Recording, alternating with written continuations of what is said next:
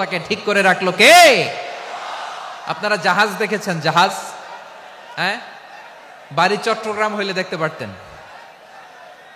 দেখছেন? বিশাল বিশাল জাহাজ, বিশাল জাহাজ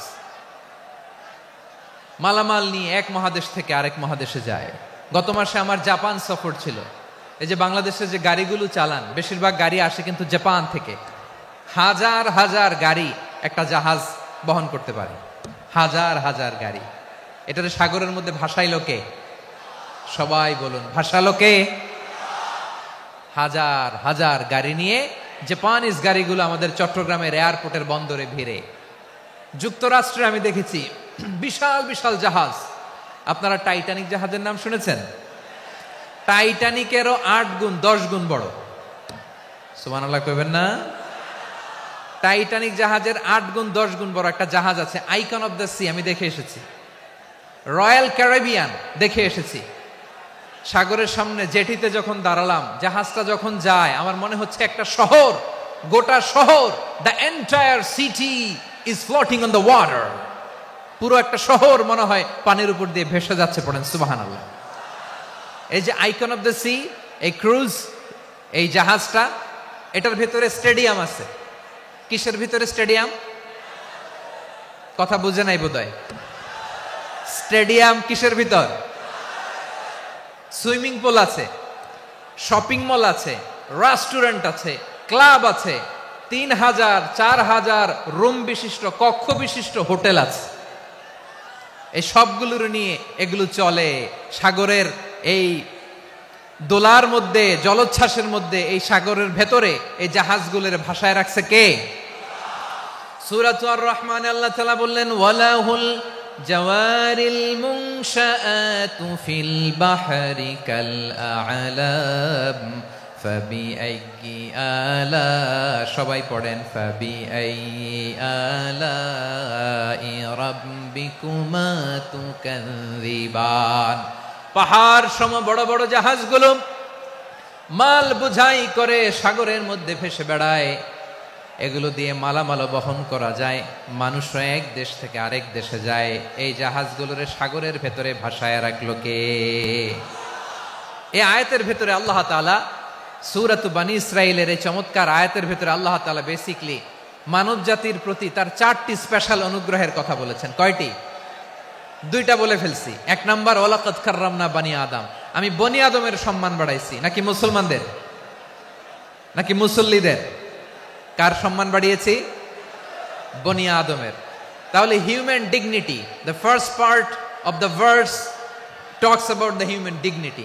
2 নাম্বার অংশে আল্লাহ তাআলা বললেন, ওয়া হামালনাহুম ফিল বাররি ওয়াল বাহর, স্থলে এবং সমুদ্রে আমি তাদের জন্য চলাচলের বাহন দিয়েছি। সুবহানাল্লাহ।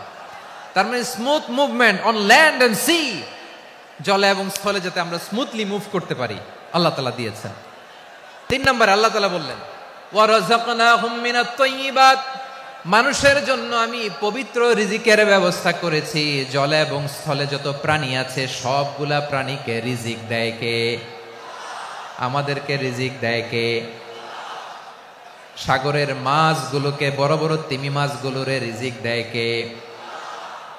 বাতাসের মধ্যে ভেসে বেড়ানো বড় বড় পাখিগুলো, স্ক্যান্ডিনেভিয়ান কান্ট্রি থেকে লক্ষ লক্ষ কোটি কোটি পাখিগুলো যে এক দেশ থেকে আরেক দেশে ট্রান্সফার হয়, এগুলোর রিজিক দেয় কে?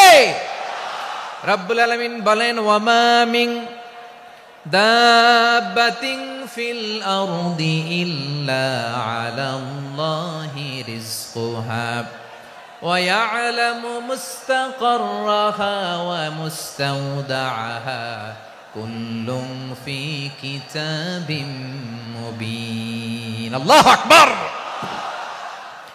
রব্বুল আলামিন বলেন, ভূপৃষ্ঠে বিচরণশীল যত প্রাণী আছে সব প্রাণীগুলোকে আমি আল্লাহ আমার নিজের কুদরতে রিজিকের বন্দোবস্ত করি।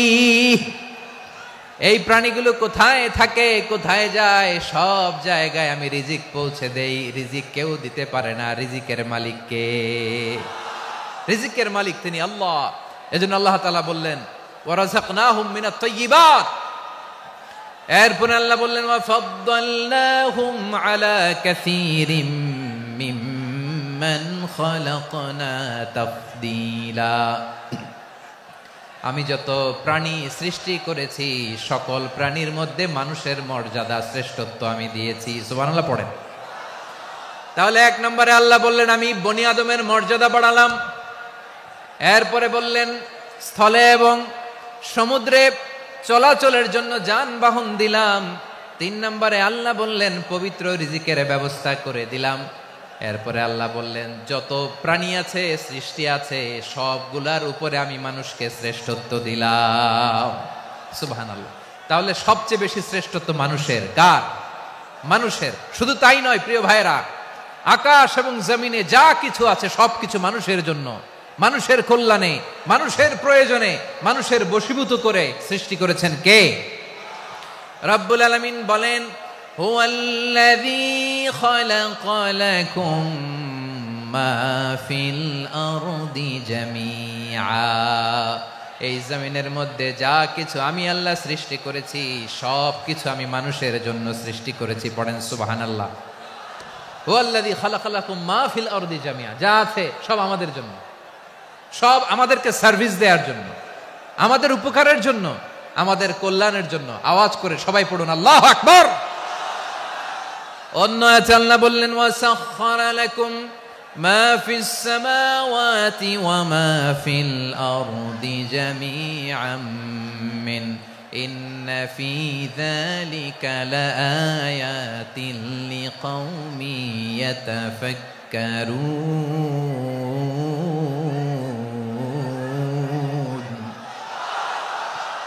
প্রথমে আয়াতে আল্লাহ বললেন জমিনে যা আছে সব তোমাদের কল্যাণে আমি সৃষ্টি করলাম। এরপরে আল্লাহ বললেন আকাশেও যা আছে সব তোমাদের জন্য সৃষ্টি করলাম, তোমাদের অনুগত বানায় দিলাম। পড়েন সুবহানাল্লাহ। মানুষের কি ব্রেইন দেখেন, মানুষ জমিন ছেড়ে আকাশে চলে যায়। পাখি দেখে মানুষের শখ হলো পাখি যেহেতু উঠতে পারে আমরাও পারবো। অরবিল রাইট, উইলবার রাইট, 2 ভাই মিলে আঁকাঝোঁকা করতে করতে করতে করতে প্লেন বানায় ফেললো। কোন সুবহানাল্লাহ। এখন পাখিও ওরে, আমরাও ওরি। এরপরেই মানুষের কৌতূহল থামে না এখানে। মানুষ চলে গিয়েছে চাঁদে। কোথায় গেছে? এখন কিন্তু চাঁদে জমি বিক্রি হয় জানেন। পৃথিবী নিয়ে মারামারি শেষ। রাশিয়া আমেরিকা এখন ধরছে চাঁদ আর মঙ্গল গ্রহ। এখন চাঁদে জমি বিক্রি হয়, মঙ্গলে জমি বিক্রি হয়। এই চাঁদ, মঙ্গল, বৃহস্পতি, শনি সব আল্লাহ তাআলা আমাদের জন্য বানিয়েছেন। সুবহানাল্লাহ পড়েন। মানুষ সাগরের উপরে চড়ে, শূন্যে ভেসে বেড়ায়, পাহাড় কেটে সুড়ঙ্গ বানায়, টানেল বানায়। মানুষ ব্রডব্যান্ডের লাইন নিয়ে যায় সাগরের ভেতর দিয়ে, এক দেশ থেকে আরেক দেশে, এক মহাদেশ থেকে আরেক মহাদেশে। সুবহানাল্লাহ পড়েন। তার মানে গোটা বিশ্বের সবকিছুর উপরে control, superiority over all creatures, সবকিছুর উপর কন্ট্রোল, মনিটরিং, নিয়ন্ত্রণ এটা প্রতিষ্ঠা করে দিয়েছে কে? এজন্যই মানুষের শ্রেষ্ঠত্ব। ওয়ালাকাদ কাররামনা বানি আদম। আমি বনি আদমের সম্মান বাড়িয়েছি, মর্যাদা আমি বাড়িয়ে দিয়েছি এই কারণে, কারণ মানুষ সবকিছুর উপর নিয়ন্ত্রণ নিতে পারে। মানুষকে নিয়ে এই কোরআনের সব আলোচনা, মানুষকে নিয়ে এই কোরআনের সব। তাই কোরআনের কেন্দ্রীয় আলোচ্য বিষয় হচ্ছে মানুষ। কোরআনের কেন্দ্রীয় আলোচ্য বিষয় কি? যশোরের ভাইয়েরা বুঝে থাকলে সবাই বলবেন কোরআনের কেন্দ্রীয় আলোচ্য বিষয় কি? এই যে আমি মূল আলোচনায় যাচ্ছি এখন। কেন মানুষ কোরআনের কেন্দ্রীয় আলোচ্য বিষয়? এই যে